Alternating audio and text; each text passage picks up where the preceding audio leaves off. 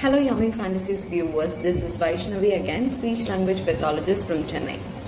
இந்த வீடியோவில் நான் ரொம்ப இம்பார்ட்டண்ட் அண்ட் சென்சிட்டிவான விஷயம் பற்றி பேச போகிறேன். That is stigma against therapy, social stigma against therapy. இப்போ ரீசெண்டாக we had our very beloved Sushant Singh Rajput. His demise has caused a very big impact in the society. நிறைய பேர் மென்டல் இல்னஸ் பற்றி பேசணும், எப்படி மென்டல் இல்னஸ் இருக்கவங்க help எடுத்துக்கணும் அப்படின்றத பற்றிலாம் நம்ம நிறைய பேசணும். I have been in this field for 7 years now, and a lot of people with speech and language disorders or their parents அவங்க சொல்கிற விஷயம் என்னென்னா, நான் இங்கே வந்திருக்கேன்னு எங்கள் மாமியாருக்கு தெரியாது, நான் இங்கே வந்திருக்கேன்னு சொல்லிட்டு வரேன்னு சொன்னால் எங்கள் ஃபேமிலியிலேருந்து எனக்கு சப்போர்ட் பண்ண மாட்டாங்க. ஸோ தெரப்பி எடுக்கிறதே எங்கள் வீட்டில் இருக்கவங்களுக்கு தெரியாது பேசிக்லி அப்படின்ற மாதிரி நிறைய பேரண்ட்ஸ் சொல்லி நான் கேள்விப்பட்டிருக்கேன். which is very sad because speech and language disorders are very common disorder. அவ்வளோ பேருக்கு இருக்கு. ஸோ ஒரு லிஸ்பிங் ஆகட்டும், ஒரு திக்கவாய் ஆகட்டும், ஒரு வாய்ஸ் டிஸார்டர் ஆகட்டும், it is very common thing. And அவ்வளோ பேருக்கு இருக்க ஒரு டிஸார்டருக்கு ஹெல்ப் இருக்கு, ட்ரீட்மெண்ட் இருக்குன்னு தெரிஞ்சும் அவங்களால எடுக்க முடியல. Because they have been stigmatised. People look down to them. அவங்க தெரப்பி போகிறாங்க, இங்கே ஏதோ ஸ்பீச் தெரப்பி சென்டர்லாம் கூட்டிகிட்டு போகிறாங்க பையனை அப்படின்னு அவங்களுக்கு கதால கேட்கும் போதே the parents feel very hurt. And அவங்களுக்கு they're constantly been bullied and they're constantly been talked about in the behind. இவ்வளோ விஷயங்கள் நடக்கும்போது you are definitely making their position very miserable. So help எடுக்கணும்னு நினைக்கிறவங்கள கூட நம்ம இந்த ஸ்டிக்மானாலையும் பின்னாடி பேசுறதுனாலையும் ஹெல்ப் எடுக்க விடாம we are just avoiding. நம்ம அவங்கள ஹெல்ப் எடுக்க விடாம தடுக்கிறோம்.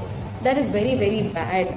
and அதை பத்தி தான் நான் பேசணும்னு நினைச்சேன். ஸோ ஒரு பிசிக்கல் இல்னஸ் இருக்கு, அடிபட்டுருச்சு, ஒரு ஃப்ராக்சர் ஆயிடுச்சு அப்படின்னா நம்ம ஒரு டாக்டரை போய் பார்க்குறோம், ஒரு ஃபிசியோதெரபிஸ்ட் கிட்ட ட்ரீட்மெண்ட் எடுத்துக்கிறோம். So speech and language disorder இருந்தாலும் it is as common and it is similar to that. இப்போ கண்ணு தெரியலன்னா கண்ணாடி போட்டுரும், அதே மாதிரி தான் காது கேட்கலன்னா ஹியரிங் எய்ட்ஸ் போட்டுரும். So that is the concept. இப்போ ஒரு பிரச்சனைன்னு இருக்குன்னா அதுக்கு சொல்யூஷனும் இருக்கும். அதை தேடி போறவங்கள நம்ம பின்னாடி பேசுறது ஒரு அவங்கள போக விடாம தடுக்கிறது. இந்த இடத்துக்கு போனா நான் உங்ககிட்ட பேச மாட்டேன், நான் உன்னை ஒதுக்கி வச்சிருவேன் ஃபேமிலியில இருந்து அப்படின்னு சொல்லலைன்னா கூட they will stop talking to them. a lot of parents I know அவங்க சொல்லியிருக்காங்க, நான் என் ஃபேமிலி யாருக்கிட்டையும் பேசுறது இல்லை, பிகாஸ் அவங்க பேசினாலே இதை பத்தி தான் பேசுறாங்க. அண்ட் குழந்தை இப்போ எப்படி இருக்கான், குழந்தை இப்போ எப்படி பேசுறான், அவங்க they compare their child and a typically developing child. so இதெல்லாம் it makes that parent very hurt, and that parent is already undergoing a lot of anxiety and lot of things.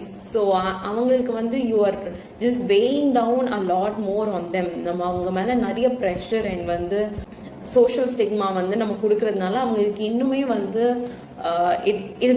it is become very difficult for them to access therapy.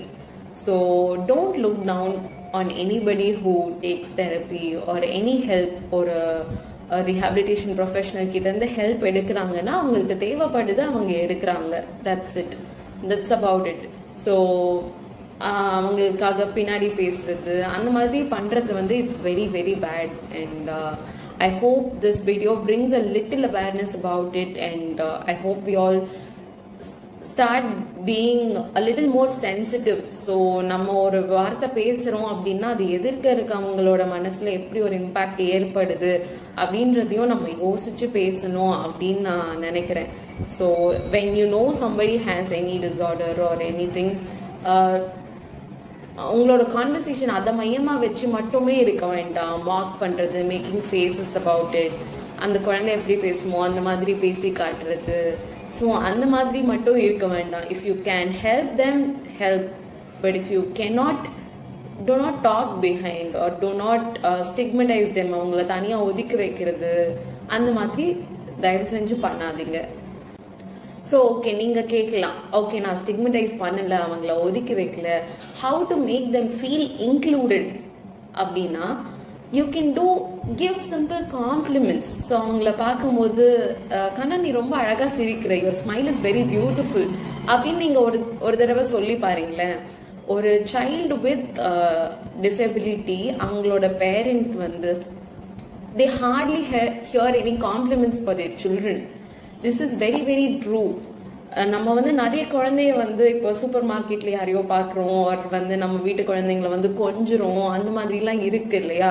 So ஒரு disorder இருக்க ஒரு குழந்தைக்கு, ஒரு disability இருக்க ஒரு குழந்தைய வந்து ஒரு ரேண்டம் ஸ்ட்ரேஞ்சர் வந்து பார்த்து கொஞ்சம் கூட மாட்டாங்க, பார்த்து சிரிக்க மாட்டாங்க. இந்த மாதிரி நிறைய விஷயங்கள் இருக்கு. ஸோ இதெல்லாம் அந்த பேரண்ட் வந்து வெளியே சொல்லனா கூட கண்டிப்பா இதெல்லாம் அவங்களுக்குள்ள இருக்கும். And you know we have this habit, we have been habituated that way. So எல்லார் மாதிரியும் நான் தப்பு சொல்ல முடியாது. we have been habituated that way. Like ஏதாச்சும் ஒரு விஷயம் புதுசா பார்க்குறோம், ஏதாச்சும் ஒரு விஷயம் வந்து யூனிக்கா இருக்கு அப்படின்னா நம்மளோட கவனம் ஃபுல்லா அங்கே போயிடும். And we keep staring at them. So இப்போ ஏதாச்சும் ஒரு ஃபிசிக்கல் டிசபிலிட்டி இருக்க குழந்தைக்கு, ஒரு வந்து ஏதாச்சும் ஒரு சிண்ட்ரோமியஸ் சைல்டு, அவங்களுக்கு வந்து ஃபேஷியல் ஃபீச்சர்ஸ் ரொம்ப டிஃப்ரெண்டாக இருக்கு, அவங்க நம்ம பஸ்ல பார்க்குறோம், ஒரு மால்ல பார்க்குறோம்னா நம்ம டக்குன்னு அவங்க நடந்து போற வரைக்கும் நம்ம அவங்களே தான் ஸ்டேர் பண்ணிட்டு இருப்போம். நம்ம திரும்பி நார்மலாக வந்து we will not pass. So அது பண்ணாதீங்க. ஜஸ்ட் உங்களை வந்து அந்த ஷூஸ்ல போட்டு பாருங்க. If somebody sees you for your facial feature or anything, உங்களை அப்படியே பார்த்துட்டே இருக்காங்க, we are constantly being watched when you are on a public platform அப்படின்னா உங்களுக்கு எப்படி ஃபீல் ஆகும்? So don't stare at them for too long. Just நீங்க பார்த்தீங்கன்னா okay, just keep doing whatever your work is. I know it will not be a overnight transition. Okay இனிமேட்ல இருந்து நம்ம இப்படி பண்ணணும் அப்படின்னு பண்ண முடியாது. It's a constant process. So வந்து we have to keep telling ourselves, we have to keep educating people around about this. So இந்த ஒரு behaviour, just steering at them வந்து அவங்களுக்கு எவ்வளோ இம்பேக்ட் ஆகும் அப்படின்றது வந்து இப்போ நான் சொல்லி உங்களுக்கு தெரிஞ்சுது அப்படின்னா நீங்க ஒரு 4 பேருக்கு அது சொல்லுங்க. So don't keep staring at them, give compliments to them. If you know anybody, இப்போ வந்து உங்க ஃப்ரெண்டோட தம்பிக்கு வந்து ஏதாச்சும் ஒரு டிசார்டர் இருக்கு, ஒரு டிசபிலிட்டி இருக்குன்னா invite them also to the party. அவங்கள மட்டும், அந்த ஃப்ரெண்டை மட்டும் கூப்பிடாம விட்டுறாதீங்க பார்ட்டிக்கு or any social gatheringக்கு. Invite them also, give them some அவங்களுக்கு அந்த இடத்துல சோஷியலா இன்ட்ராக்ட் பண்றதுக்கு வந்து ஒரு ஆப்பர்ச்சுனிட்டி கிரியேட் பண்ணி கொடுங்க.